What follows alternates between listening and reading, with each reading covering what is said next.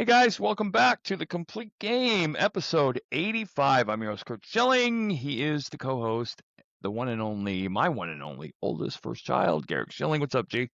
Not much, not much. We were over earlier for a little bit of dinner, so good to see Yep, you. Good to yep, talk. It's been a while. yep. It's Good to it see you it feels guys. like No forever one's between now the podcasts we do. So it's right, good to sit and talk some right. baseball.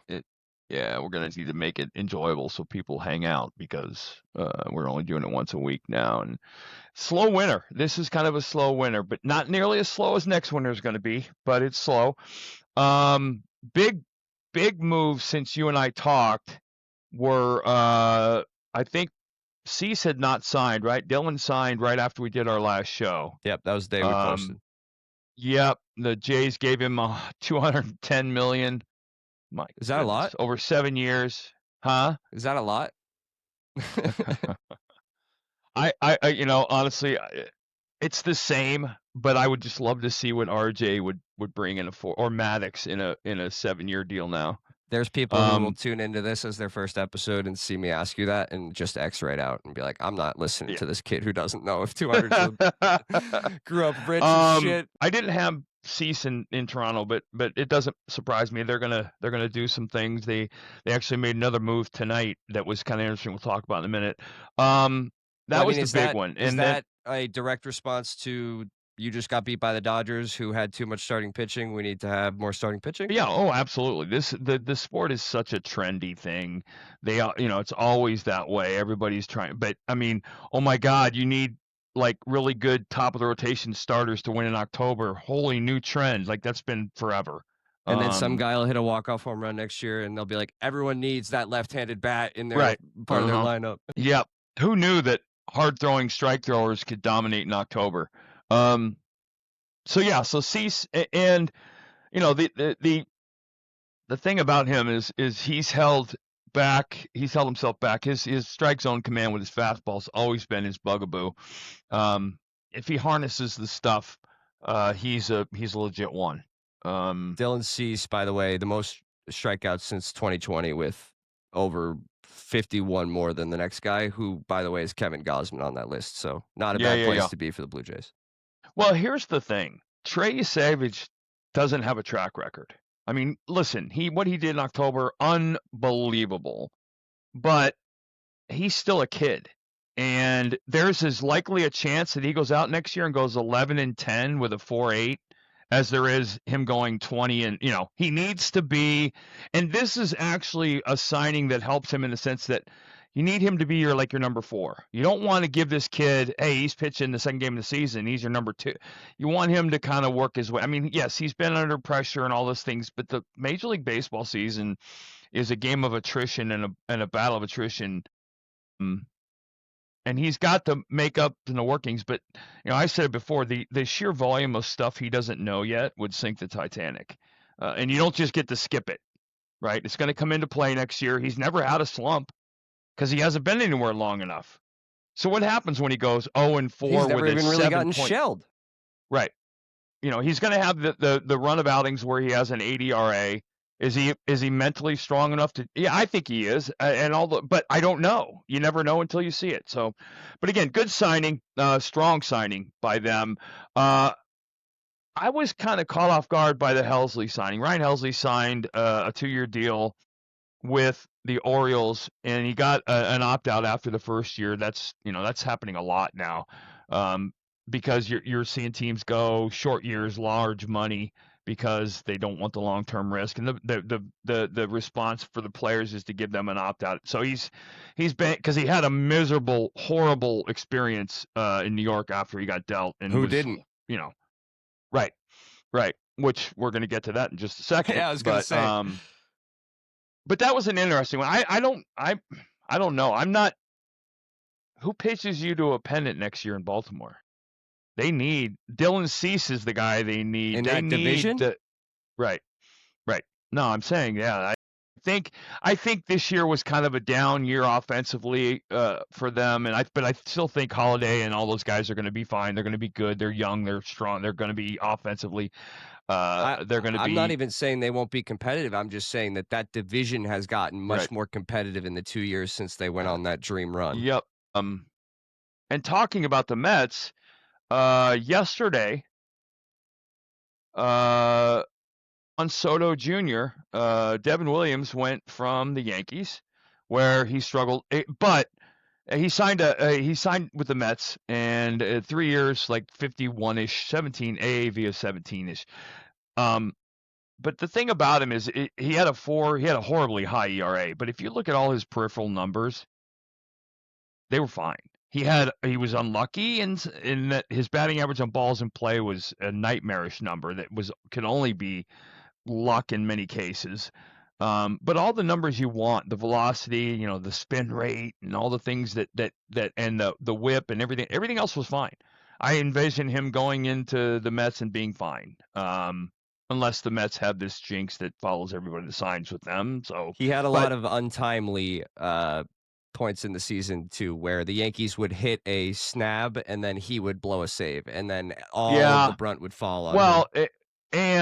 And you never have a bad game in New York that nobody knows about, right? I mean, and so he didn't change. That didn't change because he went just cross town. And the Mets are a group of fans waiting for the next ball or to drop. Oh my God, look what this is going to happen to us. And it always happens to us. And we're the stepchild and blah, blah, blah, blah, blah. But it's a good time to be a Met, man, because that Steve Cohen is going to spend money. They're certainly, and by no stretch are they done. I think that and it's God, it's good to be a good starting pitcher on the market. There's a lot of guys available either on the market or via trade this year. And I think the Mets are going to be in on the market stuff. I'm not sure that their minor league system is going to allow them to make the deals that some of these other teams can make. That's the thing about the Dodgers, man. They have an immense amount of talent just below the surface that they can make a deal for Mackenzie Gore and not touch their roster. And then sign Mackenzie Gore to a 7-year, $210 million extension. Their 3-4, right, which is so ridiculous. Because you're talking about that situation for you, Savage, where you kind of take the pressure off of him and allow him to develop into that freak you see, Right. Because there isn't. There's the microscope of the media fans it only exists in about 5 markets, right? Philadelphia, Boston, New York. Where else? LA, Chicago. Yeah, but LA is not. I'm just naming big cities. No, right. But the LA microscope doesn't have the downside that the New Yorks have, right? They just say, oh well, he's not good. Yeah, who cares? Let's go to movies. I mean, there's no they don't ride you mercilessly in LA. Philly?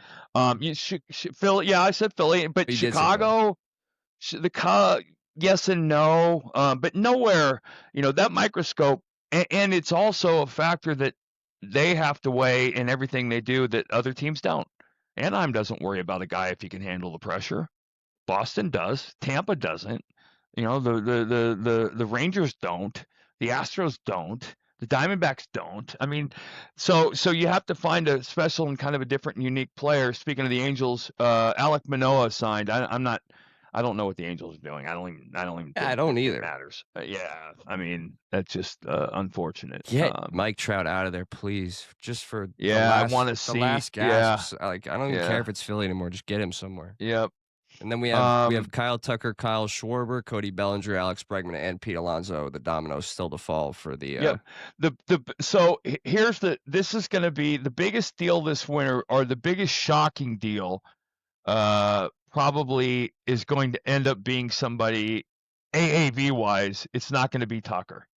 It's going to be Framber Valdez, because there are 3 or 4 teams that want that 1A, and it's going to be all the big spenders that you expect, and they're all going to be bidding against each other. And I don't know if he is. I think he's a Boris client. I'm not sure.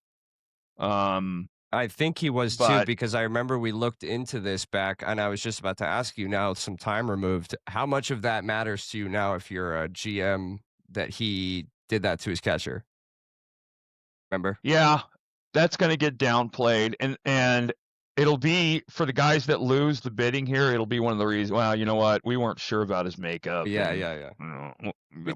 Well, it was a horseshit thing to do, and it was a very immature thing to do. But here's the thing: he's better be really glad that happened in Houston, because can you imagine the front page New York in a New York market, or a Philly market, or a Boston market? My God. Especially depending, like, I think imagine he did that I to a think he Jason gets Varitek in Boston, right. you know? Right. Well, he wouldn't have, because that guy, that never, those things never happen in a clubhouse with people like that. They don't allow it to happen, because you're answering, right? I'm saying I think he'll get that 7th year. He's 32 years old. The last guy to sign in his ballpark was Nola, who signed a 7-year, 172. But he's 18 months older now than Nola was when he signed. But the market's gone up. The big question, it goes into our next conversation, is how, and it's going to have a massive impact, how much the labor concern affects free agency. I've heard a couple GMs who said that their roster's been built around contracts that most of the big ones end this year, or they start next year. They go through because nobody knows what's going to happen. I think it's going to be the last gasp for the owners in a salary. I think they're going to try and get a salary cap, and if they try to get that, they're not going to get it. Number one, but there's a little undersurface thing that's going on. I don't know if you saw the recent scandal in the Players Association about fraud and misallocated money that Tony Clark is involved in. You could have a dispute inside the Players Association that changes leadership around these labor negotiations, which would be a nightmare. And the owners, believe it or not, literally sit and scour everywhere for comment. I mean, one of the things that they always talked about this when we had work stoppages, the owners would listen for players to say, if one player said, I want to play, the owners took that as, oh my God, they're going to crack. Let's hold them out. And this one is this is their last chance to get a salary cap. I'm against it. I think it's stupid. What other job in the world do you put in rules that don't allow your owner to pay you what they want to pay you? It just doesn't make any sense. And the fact of the matter is, as an owner, I can't give you $100 if I only have 50 in my pocket. There's in relation to this topic also, the day after we last spoke, I saw this story about the Pittsburgh Pirates, who put out a report that they allegedly offered what was essentially a wet blanket offer to Josh Naylor, about 15 to 20 million under Seattle's asking offer, which comes out like a day or two later. I heard it was close real. to Seattle's. But I heard that Pittsburgh was aggressive in the sense that they've never been. Pittsburgh is never somebody you talk about in free agency. Well, apparently this was I didn't hear the bullshit part of it. I just heard that they were involved, and which is unique, which is different. The Pirates are never involved, and if that's the case, good for them. I hope it is. But apparently there was speculation about that even being a real thing. Okay, so can I read to you the quote? This is from Ken Rosenthal and Evan Drellich of The Athletic, who initially reported the story about the Pirates going after Josh Naylor. This is, quote, the Pirates never actually made an offer to Naylor, according to the people briefed on the discussions. This is from Ken Rosenthal and Evan Drellich of The Athletic. Just 2 weeks after the conclusion of the World Series, Naylor reached an agreement with the Seattle Mariners on a 5-year contract, AAV of 18.5. The deal happened so quickly, the Pirates never seriously got involved. I don't know, but I always take that stuff with a grain of salt. I don't know how much is truth in there. Well, I went and looked into it. I realized I have met the guy who's the GM there. It's Ben Cherington, former Red Sox GM. So that's right. Speaking to him, I don't doubt that he's not trying to put his best foot forward, but he's been there for 6 years. And if I'm Paul Skeens and I hear a report like that, I'd be pissed. I don't know about you, but you've been in that position. Yeah. Well, I mean, it's that's certainly a conversation you go and have afterwards. Like, hey, were we in this seriously? Did you do something? I mean, are we trying to get better? Certainly a conversation you have. But I had heard that the Pirates are going to be players this winter. We'll find out. I've Proof's also in the heard them pudding linked to Kyle because Schwarber, but I haven't seen anything in other than yeah, rumblings about that. And again, like I don't know if Kyle Schwarber is the bat that puts you. This is a division that nobody really knew well, who they're was going not to a win, bat and the away. Brewers ran away They're with not it. a bat, right? They're not a bat away, right? They're Yeah. not a bat away, right? They're a Bellinger, then a Bregman, and then a Bichette, and maybe a Schwarber. Yeah, okay. Now you're talking about it because they couldn't score. So they're multiple players away. Well, I mean, So I thought it was a unique and question to be able to ask you because you played in a Pennsylvania market that wasn't very lucrative at the time, that didn't have a lot of run support at yep, times in your didn't career, spend. and you were Paul Skeens, for lack of a better term, on that team at times. So what is, like you said, I Yeah. guess you answered it already. You walk into the office with Ben or whoever it is and say, like, are we actually Right. trying to get better? Well, and that was something that followed me in not in Ed Wade, who this he said every fifth day he's a horse and the 4 days in between he's a horse's ass, and everybody thought that was funny, ha. But Ed Wade never won shit. And so, I don't care that he said that. He wasn't coming from a place of expertise. Yeah, he's a GM, but he wasn't good at it. And I had signed a deal, way under market deal in '97, and we weren't getting better, and we weren't looking to get better. We weren't looking to spend money, and the ownership at that time tried to pass us off as a small market team, which is laughable, and it was frustrating. And so, the unfortunate part is you have to be good to call out the ownership, right? You can't be a scrub. And so I tried to use that position to say the things that I knew the other guys in the clubhouse were thinking and saying to each other.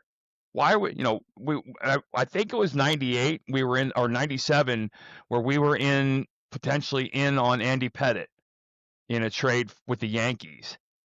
And it never, I think that he might have gone to Houston. I can't remember how it played out, but I came out afterwards and said, that's, it's ridiculous. We're competing. We got a chance. This guy's legit. Why wouldn't we do it? Blah, blah, blah. And they MF'd me to no end. They were pissed. That might, because they don't want, the only thing, the only thing they hate worse sorry. than losing money is bad media.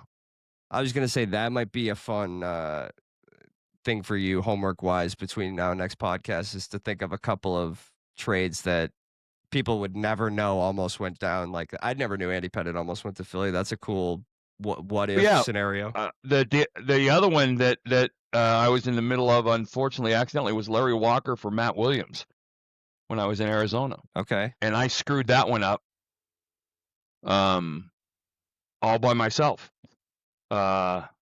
accidentally, but I did. Trying to bring a Canadian guy to the desert. Yep. And I had gotten traded to the Indians in 2000 before I got traded to Arizona. Yeah, that one I actually got dealt to Cleveland. Yeah. We should do that one. But one of these next offseason episodes. Yeah, we'll talk about that. That was a really interesting couple hours on the phone at 8 a.m. with the general manager who wanted me dead. So the Korean baseball MVP, Cody Ponce, signed with the Jays, 3 years, $30 million, which is unheard of for a Korean player. He's an American, but for a player coming off of a Korean season, he went 17-1, 252 punch outs in 180 innings. He was a second round pick by the Pirates in 2020 and 21. But he's another guy that now Yusevich goes into the 4 slot, right? Gausman and Cease and Bieber and Ponce, and now you put Yusevich into the 5th spot. So, I think that's the. I mean, yeah, no, but those numbers tend to not translate. However, as much as this is to be believed, he's sitting mid-90s, topping out in the high 90s. Good changeup. I love it. Listen to this description of his changeup. Topping out at 98 and using a low spin kick changeup. They're just trying to reinvent pitching now all the time. I always laugh at those videos. That's exactly on right. Instagram. It's a changeup. Stop adding words to it. The astro-gyro-physics of the Right. Remember Dice-K's gyro ball? Oh yeah. Yeah. Give me a break. But I was just gonna say too that if he and Savage, you both put those guys at question marks, your rotation's still so good going into next year. Now that you have Cease, Bieber, and Gausman as your three-headed dragon. Savage, Bieber, Barrios. That's right. They got Barrios too. And Dylan Cease. Right. That's what I said. Gausman, Savage, Bieber, Barrios, Cease, and Ponce. Now, I've told you this, and it's something I taught you before you could speak, and I'll teach Nolan. You can never have enough pitching. Right? I don't care how many starters you go to spring training with. You're not going to leave with 9. Right? You're going to have 5. You're barely going to have 5. Oh, we might go to a 6-man rotation. Well, no, you're not, because somebody's down by the end of spring training. But great place to be. Especially if you start, which I think the game's going to start, moving back to letting your starters eat innings. I think you're going to start seeing a move in that direction, which I really, really hope. What makes you think that? Just the trend of the playoffs? I think, everybody's revelation last year that, wow, starting pitches deep in the game, that makes the game easier to win. That's what I mean. The trend of how the playoffs went, where starters shined this year. Yeah. And that's exactly how it goes. That's how every sport goes, too. I mean, we're football and hockey fans, too. The minute you have an elite defense, that's the next year. They go out and get the Legion of Boom. And I remember the New Jersey Devils with the trap. I remember when the cover 2 defense became like the thing in the NFL, and everybody was doing it. Goalies were you needed a top-tier goalie. In the last 5 years, it's been won by a guy who wasn't on the team the year prior. He was the 3rd-string goalie in their farms. Well, and the trend was forever, and it's funny because it's been kind of the opposite in baseball and hockey. It used to be, I need my catcher to be this huge guy. Well, hold on. Turns out that being a catcher and being a huge guy is contradictory to staying healthy. I need a Pudge Rodriguez, Johnny Bench, 5'11", 6-foot guy. In hockey, I need Ben Bishop. I need a 6'6" guy. I need a guy Martin Brodeur and Patrick Waugh, they weren't big guys. And then what you've said is, I saw it. My first real revelation to it was the Swayman, the Ottawa. Mark. That tandem. I've never seen anything like that. And it behooves you to be able to do that. Number one, because if you have an injury, you still have a good goalie in net. But number two, there's just a camaraderie thing in hockey that's so different than every other sport. And you're seeing, you go back and look, I think I want to say the number's less than 5. If you look at the Hall of Fame, there's only like 5 pitchers that are under 6 feet tall in the Hall of Fame. It's some stupid number. But it tends to be normal and natural because it's an unnatural act. You need a big body to, and so the Pedro Martinez of the world are the unicorns. In more ways you saw last year, Savage is a big boy. Right. Yep. So I think my prediction is, who I honestly think? I think if it's not the Phillies, I think the Mets are going to sign Schwarber. Oh no. Because I think that they're going to go. I think they're going to be the team. So let's just say the Phillies go 5 years, $160 million. Right. I think the Mets come in and say, we'll give you 210 for 6. Some stupid ass number. They're going to, what I'm saying? They're going to do something stupid because you think he realizes the window. He just came off an unbelievable year, but you're expecting that type of production again? You need a leader in that clubhouse because a leader in that clubhouse would have stopped that collapse. I mean, Schwarber's got experience. I don't know much about him as a vocal rah-rah leader guy, but fuck, you need something in the Mets organization right now to get the funk out of there. I think the Mets come in and do something Met-like with him.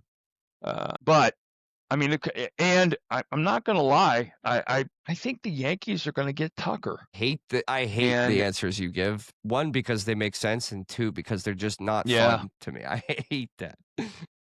Right. But I'll tell you the fun one, okay, for you. And I'm not a team fan anymore. I'm a game fan. I like players. I think that same blow everybody away with an offer happens with Valdez in Boston. You think the Red Sox are going to take Framber Valdez? That would be wild. Yeah, because Sonny Gray's not the 2. He's not the 2 to Crochet. No. That would make sense. But Valdez potentially is. And I told you, the kid, I keep forgetting his name, the kid they got from the Giants, the lefty. The starter, the real top prospect kid. I think he's going to. No, it's Anderson, or what the hell was his name? Kyle Harrison. Oh, yeah. I think he's legit. He's a top of the rotation guy. Maybe not this year, but all his stuff and makeup scream top of the rotation guy to me. And Valdez is more of a contact sinker, get him out guy, which that's fine. But you've got your one.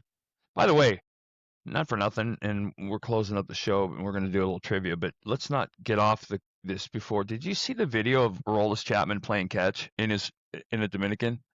Dude, he looks like John Cena. Oh, like he's a he's a thoroughbred. He's massive. Dude, his upper body is the first thing that comes huge. Up. Yeah. Oh my God. Yeah, this is just a cell phone video, so I'll put it in the podcast. Yeah. His fucking deltoids on his back.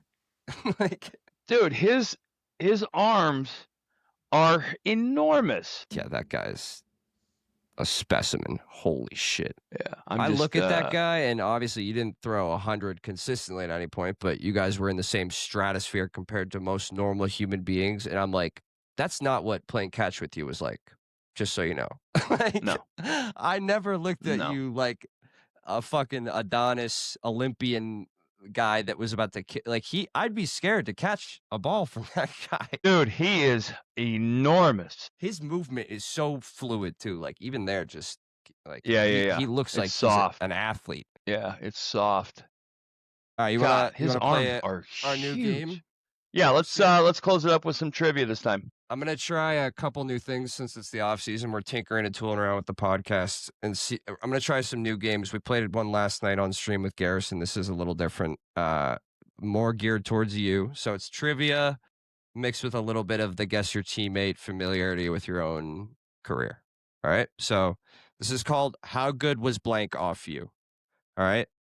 So every time I do this, there's going to be one guy that was good off you, like no question he was good off you, and then the other two can be random. So that's just your one hint.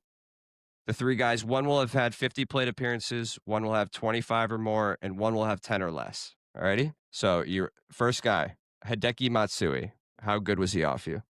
Oh, he was ridiculous. I could not. He was in that lineup with the Yankees. As good as it ever was, he was the guy I hated facing the most. I think that's part of why I think this game's fun too. And this one will be easier. You'll know. But people that might not know these answers, these are the things that I love. Like this is the part of growing up that I loved, being like, so who was like actually tough to, because if you got to sit down with your favorite athlete for 10 hours, these are the things you'd actually end up asking him. Gonzo, Luis Gonzalez, former teammate. Nah, I did well against Gonzo. Okay. I just wanted to see if you knew that. I'll have you can't see him obviously, but I'll have lifetime stats come up on the screen. Although Gonzo did beat me with a home run on your birthday, the day you were born. He had 2. Punched out 10, and he hit a home run to the left center field to beat me. 2 in his career off you out of his 10 hits were home runs. 52 plate appearances. And then the last guy, Chase Utley. I didn't face him a lot. So this is obviously the one that was under 10 at bats. No Googling, but right. If you had to guess. No, I didn't. I had less than 10 at bats off him. He was like he had less than 10 plate appearances. He had a couple hit, like he was like 3 for 7 or something. Not He 2 for wasn't. 6. Very close. Very I don't. He close. never homered off me. Oh, nope, just Okay. 2 singles, Okay. and he punched out. So I would say that one was a stalemate, for that short of a sample size. But yeah, Gonzo was Right. 10 for 52, 192. I think it was 60 something plate appearances overall or whatever. And then Hideki was 9 for 30 for a 300 average. He did pretty well. Yeah, the dude. Yeah, and he wasn't soft either. Like he was that 9 for 30. There's a couple extra base hits. I know he homered off me, but yeah, I hated facing him. Hated facing him. But yeah, that was the one I thought of tonight. I'll come up with a few more while we're in the off season here, just Oh, to those are fun. Yeah, those would be fun. walk down memory lane stuff, and then we'll bring back Guess Your Teammate eventually as well when we have these more ironed out. So thank you guys for listening, sticking with us in the off season. We will see you next Tuesday. Yep. All right, Bobby. Love you. Take it easy. Love you too, Dad. Talk to you tomorrow.